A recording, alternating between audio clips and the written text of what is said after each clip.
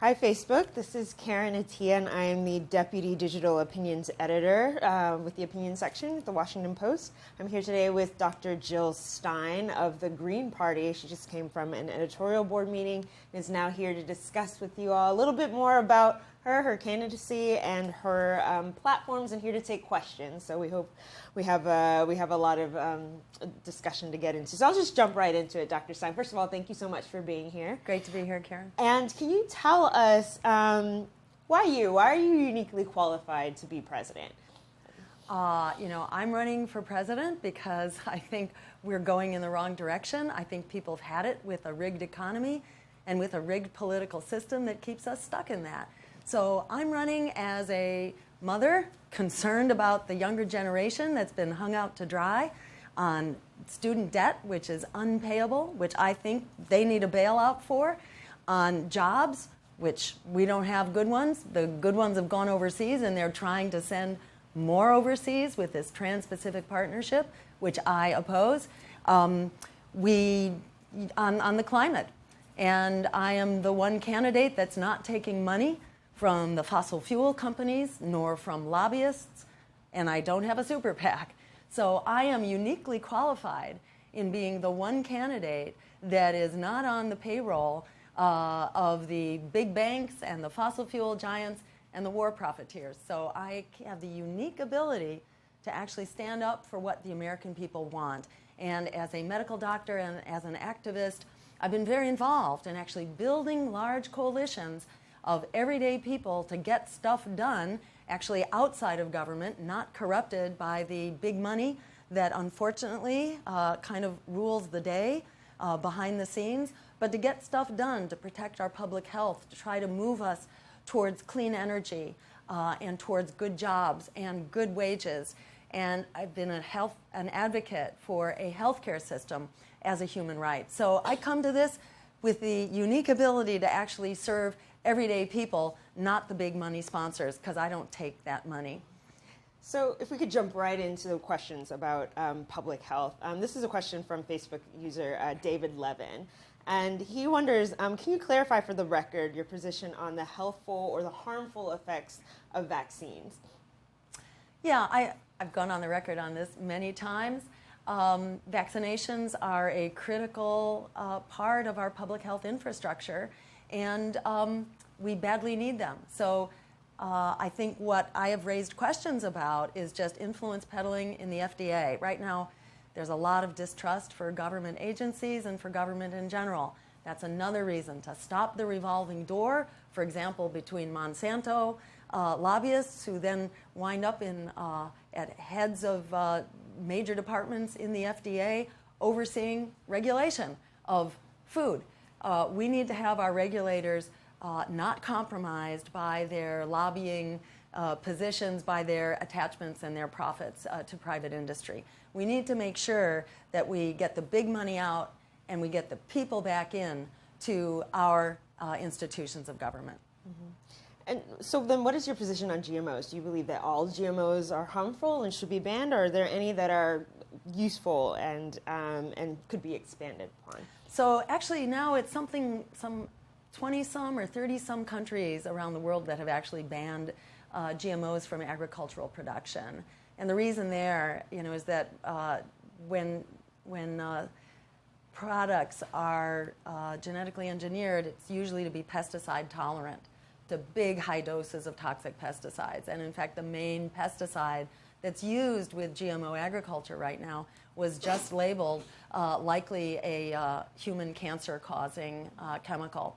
So public health institutions and physicians are saying, wait a minute, let's look before we leap here. So we're calling for a moratorium until we're sure that what we're using is safe. And it's not only for our health, it's also for our ecosystems, for pollinators like bees and so on, because messing with ecosystems can unravel our food supply rather quickly. Mm-hmm. So in this day and age, when we're seeing biodiversity collapse around us, we're in one of the great ages of extinction right now because so many species are dying. We need to be sure that we're safe before we're introducing untested and unproven technologies into our ecosystems. Okay. So we're in a pretty crazy election cycle where there, in a lot of ways, there's a lot of dissatisfaction with the choices in the Democratic Party and the Republican Party. A question from Larry Tyler Dodd, as far as Green Party as an alternative. She asked, "What have you done in between presidential elections to build the Green Party?" Great. I I have been working tirelessly, both to build the Green Party, but also to build the social movements. So the Green Party is a party that is of, by, and for the people. We don't take corporate money. We don't take lobbyist money. Our job is to help give everyday people a voice and a power base for controlling our lives going forward instead of having them controlled by big corporations and lobbying interests.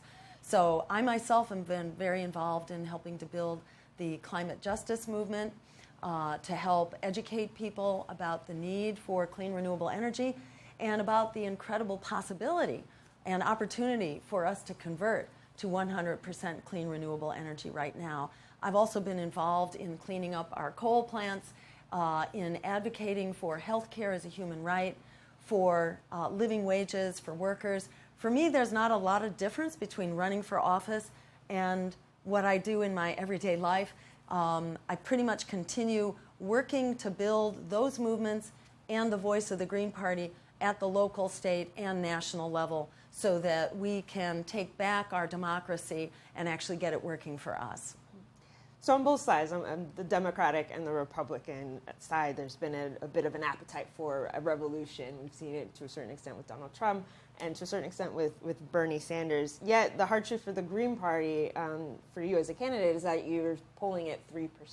How do you account for those low percentages, and how do you? It's not rocket science, to understand that when Donald Trump had $2 billion worth of free primetime media, and Hillary Clinton has had $1 billion, Bernie Sanders had about half as much, and we've had basically zip. I think there might be a connection between these things here. And for those who would suggest that there's no interest in a campaign that would bail out the students, like we did for the crooks on Wall Street, isn't it about time we bailed out for the victims of Wall Street, a generation of young people locked in debt? I think there's a lot of interest in that. I think there's a lot of interest in a massive emergency jobs program to create the jobs that people need, because the jobs that have come back are lousy, part-time, temporary, low-wage jobs that don't really keep people out of poverty.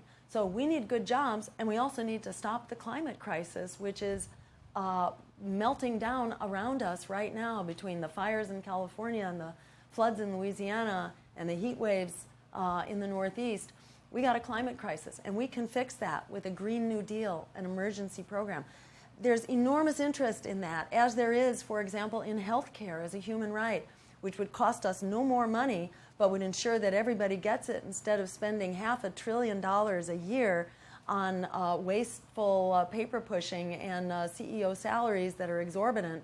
Instead, we can make sure that everyone has health care as a human right. So I would say, let's get into the debates. Let's ensure that the American people have a right not only to vote, but to know who they can vote for. Go to my website, jill2016.com, and get on our open debates campaign. You can also sign up to be a volunteer or to make a contribution. And let's make sure that we, the people, do not get locked out of this debate and locked out of this election at a really critical time in our history for whether we're going to stop climate change before it stops us in our tracks, whether we're going to stop these expanding wars, whether we're going to get a generation out of debt, and make sure that we have public higher education available as a right for free, which it should be. Okay, so Tatiana Fairqueen is asking, what is your position on Cuba and what Obama has done to improve diplomatic relations with the island? I think he's done exactly what needed to be done to restore diplomatic relations, and I think we should stop the economic embargo as well, and let's restore relations between these two countries, which have been at peace for an awfully long time now, and there's enormous cultural exchange that people are, really ready to have. So I'd say let's keep moving forward. And another from Brandon Kalashian. How do we make sure that excitement for the Green Party doesn't fall after the election is over? Great. I'd say we're in a political climate right now where the economic and political elite kind of want to keep things the way they are. They don't want change, as we saw what happened to Bernie Sanders' campaign inside the Democratic Party that basically sabotaged it. So I would encourage you, don't rely on big media for this. Get in touch with the Green Party, either the chapter near you or get in touch with my campaign at jill2016.com, because we're not going to waste a minute. We have a job to do. We've got a world to save. In this election, we're not just deciding what kind of a world we're going to have, but whether we're going to have a world going forward. It's going to take a lot of us to turn this around. So get in touch and stay in touch. And we have another question from Jay Mechanica. Do you think the TPP is necessary? And if not, what would you replace it with? No, the TPP is really not very much about reducing tariffs and improving trade. It's about boosting corporate power for these multinational corporations that get to put us on trial. They get to put our laws and our regulations on trial to see if their corporate profits are in any way reduced because we're protecting our health, or because we're protecting workers' rights, or the environment, or because we want green energy. If we compromise the profits of the fossil fuel industry under the TPP, they can sue us for their loss of profits. This is absolutely outrageous what's going on with the TPP. It's really important to stop it and work with us in order to stop it. And instead, we can have fair trade agreements that protect workers, that protect our environment, that protect national sovereignty. So let's work together to make sure that that happens. Do you have a model of any such agreement that you look to that you think that we should be pursuing? Not offhand, but I can tell you, unfortunately, the modern agreements, starting with NAFTA and many of these other world trade agreements, have created this global economic elite, which is making out like bandits, while working people all around the world are really struggling to survive. So it's very important that we work together to turn this around. And so speaking of, we didn't get much to foreign policy, but speaking of agreements, and what is your view on NATO and our role in NATO? Well, my view is that NATO needs to be part of a re-examination of our foreign policy. It's not just NATO, it's really the whole foreign policy, which is not working out so good for us. Look at these wars we've been involved in since 2001, and some of that as U.S. forces and some of that as NATO forces, which unfortunately allow our government to do an end run around our national sovereignty. We get to decide when we go to war. Right now, half of our budget, more than half of our discretionary budget, is being spent on the military. Almost half of your income tax is being spent on the military. So you would cut defense spending? We would create a foreign policy based on international law and human rights. Right now, we've got a foreign policy based on economic and military domination, and this has been catastrophic. We've spent $6 trillion when you include the ongoing health care costs of our wounded soldiers. We've created failed states, mass refugee migrations, and worse terrorist threats. Yes, we need to demilitarize our foreign policy, which enables us to cut these troops that we have all over the world, which are getting us into trouble all over the world and making us bankrupt here at home. We need to ensure that we have true security by having the dollars that we need. It's 54% of our budget that's being spent on the military. Do you know what the next biggest line item is in our budget? Once you go from 54% on the military, you come down to 7% that gets spent on things like housing and on administration and education and things of that sort. So this is absolutely nuts that we basically have a military budget with just a few little footnotes around it. This is not working for America. It's also not working for global peace and international security, because with each turn of the cycle of violence, We haven't stopped terrorism. We've just created a new and more powerful form of terrorism. We call for a weapons embargo, for freezing the funding of those countries that continue to support terrorism, and for stopping the flow of militias across borders to create these international jihadi movements. So we say, you can't both fight terrorism while we and our allies continue to fund it and to arm it and to train it. We've got to stop this. We helped it get started. We've got to shut it down. Great. I think, is that all the time we have? Okay. Okay. Okay, great. Well, thank you so much. Thank you. And go to our website, jill2016.com, or to